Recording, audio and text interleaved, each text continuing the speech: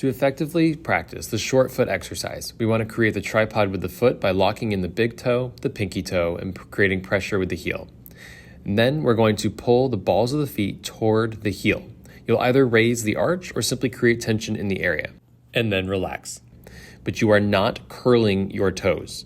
This will be hard at first, but over time, you'll get closer to shortening the distance between the heel and the balls of the toes, and your toes will essentially be dragged in without any tension or curling. Repeat anywhere from 5 to 15 times per day.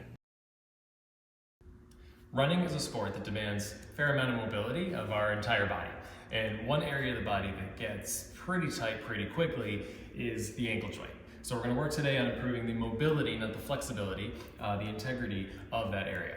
What we want to do is get into this combat position. So we're here in this sort of 90-90 position with our feet about perpendicular towards each other, maybe a little bit more opened up depending on the mobility that you have in your hips.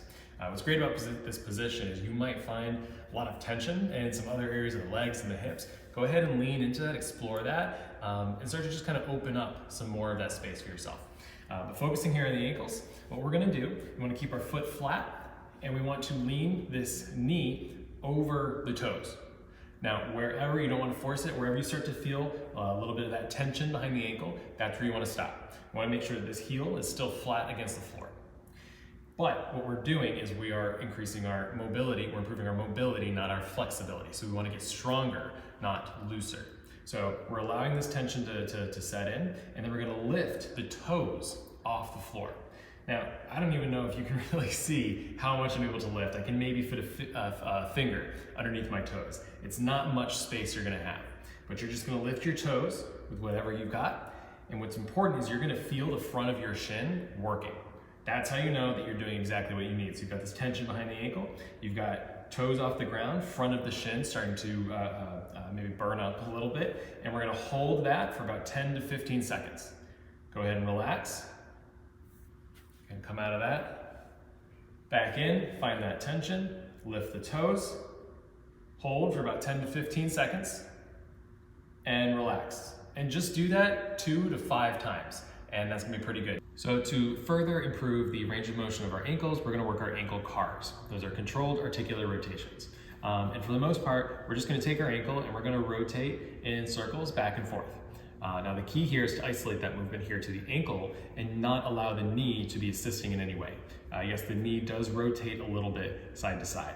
I take my foot and I spin it out to one side, spin it out to the other, and I put my fingers here, you will feel that rotation of the tibia, that's your shin bone, rotating side to side. We want to take that out. So what we're going to do is we're going to plant our heel into the ground, and we're going to either take our fingers, locate the tibia, the shin bone, and try to lock that in place, or just simply lock in, hold it, and feel any rotation, any amount of that pressure of the shin bone pressing into one hand or the other, and avoid that as best we can.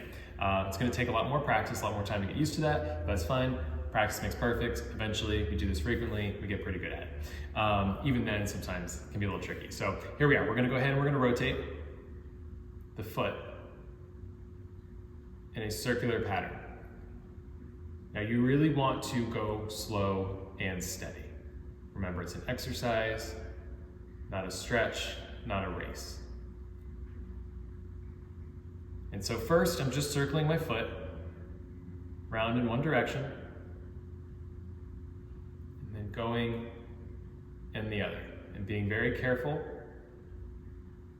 to not allow my knee or my shin to assist in any way. Once I've gone around once and twice, both directions, I'm going to go ahead and restart, but now I'm going to try and scoop the air as I move through. So you can see just slightly, the inside of my foot is coming up, the outside of my foot is angled down, and as I come around, I'm going to try to switch that over. So the inside of my foot is now coming down a little bit, outside of my foot is trying to come up, scooping up as I come around. And a little shaky, but there we go. And we're gonna go around to the other side. Inside of the foot is going down, going for that scoop. A little rotation in the shin there. Scoop up as I go down, with the inside of the foot now coming up. And if you do this really well, you might feel like you're about to cramp. Honestly, kind of a good thing, just try to work through it. And good. So that's 2 rotations, both directions. One, just loosely trying to go around back and forth, and then the other trying to get more of that rotation through the foot itself and that scooping from side to side. So you can do anywhere from 2 to 10 cars on each foot. And those are your ankle cars to help further improve the integrity and the ability of your ankle mobility. So with this next movement, we're going to practice 3 things. We're going to practice the feeling of gliding, not bounding up and down. We're going to practice creating power from the hips, driving through the hips. And we're going to practice being able to absorb force through the foot, having a strong base from which we're moving.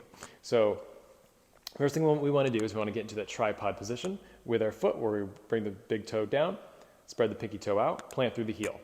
We're going to take the opposite leg back, toe touching the ground, arm forward, and we're going to power our knee up without rising up and down, pressing through the ground, creating a lot of tension through this hip. Slowly and quickly. Remember, the whole time, this foot is working. I'm driving into the ground while driving the other knee forward. Give you a side view. We're going to bring tripod, big toe, pinky toe, plant with the heel, opposite leg back, arm forward, and